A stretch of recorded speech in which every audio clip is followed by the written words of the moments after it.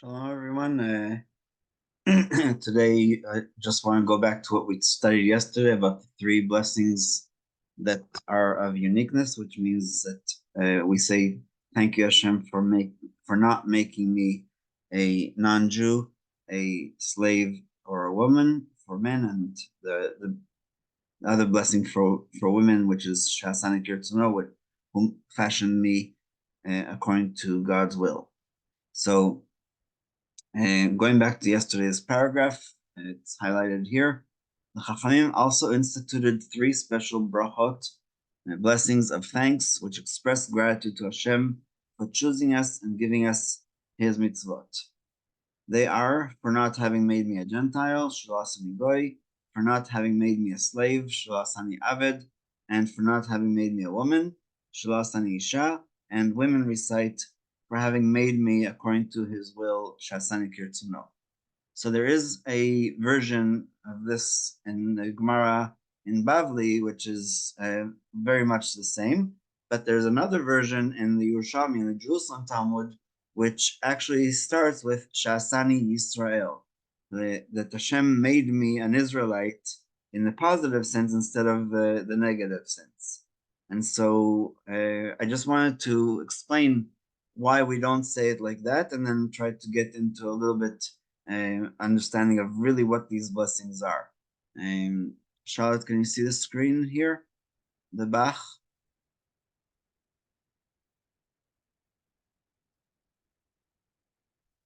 Yes, I can see it. Very good. So the Bach says like this, and this is his commentary on the Shulchan Aruch, the code of Jewish law. For if he were to bless who made me an Israel, an Israelite, he would no longer be able to bless who made me a free person, which is the opposite of Eved, and who made me a man, which is the opposite of Isha. And again, the word opposite is just because of lack of words in English. We're not talking about contrast, we're talking about differences that aren't real differences. For the language of who made me an Israelite, that he already blessed connotes a free person and also connotes an Israelite man and not a woman, because if it was a woman, it would have been the Israelite.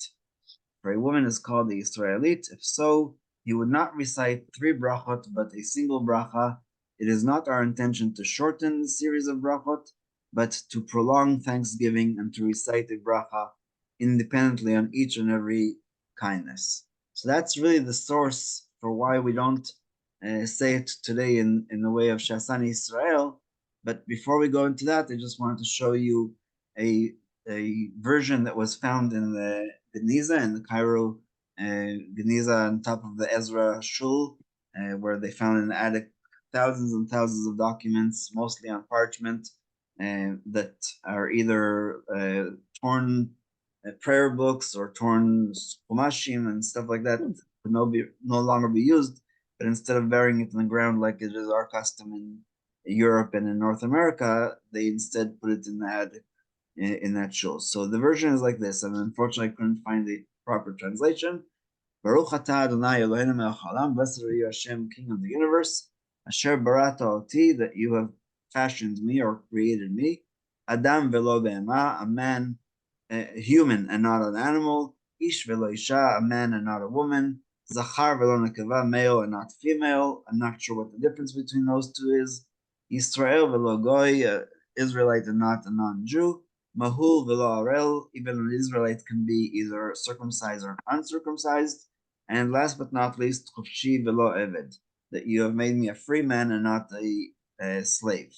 And so basically what we understand from these three blessings that were shortened from this apparent beautiful long one is to say that there's different levels of observance of mitzvot, not because people are religious or not religious, but because of Hashem giving us certain commandments that are specifically for men, specifically for women, and specifically for slaves. And the word slave here is referring to a non-Jewish slave because, for example, in the law of the Korban Pesach, which we learned earlier this about 2 months ago in the Parshat Bo, a slave, a non-Jewish slave of a Jewish person who is circumcised is allowed to eat from the Passover lamb.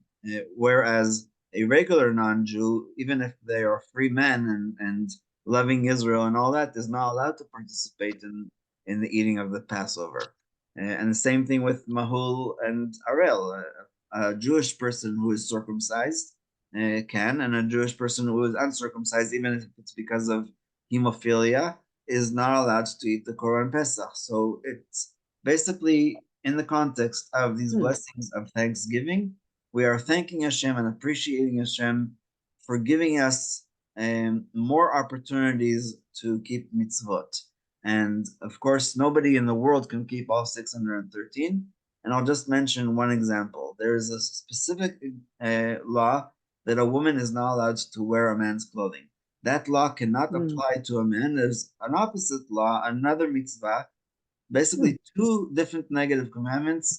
A man is not allowed to wear a woman's clothing, and a woman is not allowed to wear a man's clothing. And the Torah could have said it in a different way, which is basically don't cross dress or something shorter like that. But Hashem wanted to add to us more commandments in order to give us more opportunities. And today, every time that we don't murder, every time that we eat kosher, or that we don't eat non-kosher, we are keeping a positive commandment of keeping kosher, even if we never wanted to eat pork, even if we didn't want to do all these things that are forbidden. And so Hashem adds to our spiritual bank account by giving us all these opportunities, and that's why we basically thank Hashem for not making us a non-Jew. And again, there's nothing wrong with non-Jews; they're great people, and we appreciate them. We couldn't have Shabbos without a Shabbos goy, and we couldn't have there's some things that Jews just aren't good at. Moshe in this week's Torah portion had to find out of 600,000 men, 2 artisans who actually knew how to make the clothing of the Kohanim. So there's obviously a reason for Hashem to create all these people and even the animals. We don't say the blessing of not animals anymore because animals don't have any commandments, and so that's why that was shortened. But the whole idea of these 3 blessings is to thank Hashem for giving me more opportunities. So a man should say in the proper order, in the negative, even though he could say it in the positive. Shelo ASSANI goy. An Eved has more commandments than the goy because the goy only has 7. So Shelo ASSANI Eved, that God did not make me a slave, that I'm not working for somebody else. I'm serving Hashem, and for a man to say Shelo ASSANI Isha is only because I have more mitzvot that I can keep. But and I'll end with the Chidah. The Chidah very clearly says, a different Chaim David.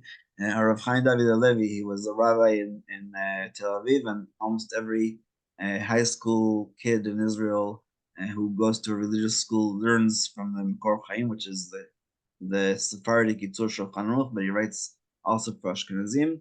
And so he says the following: that when a man makes the blessing that Hashem has not fashioned me a woman, that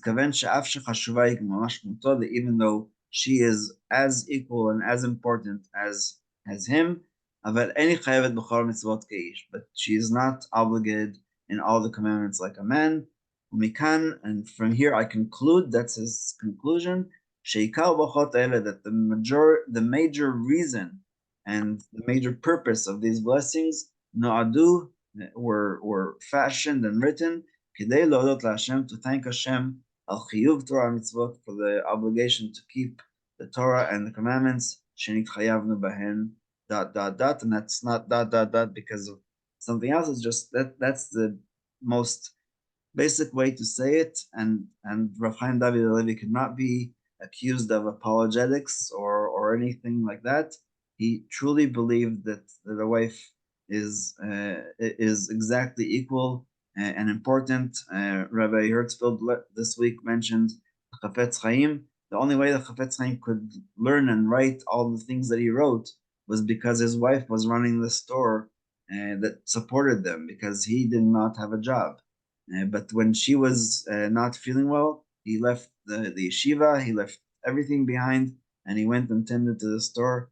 Not that he was a very good businessman, according to the story that I heard, but that's how much we are not apologizing. We are just saying that this is the reason for the blessing, to thank Hashem for more opportunities to do mitzvot.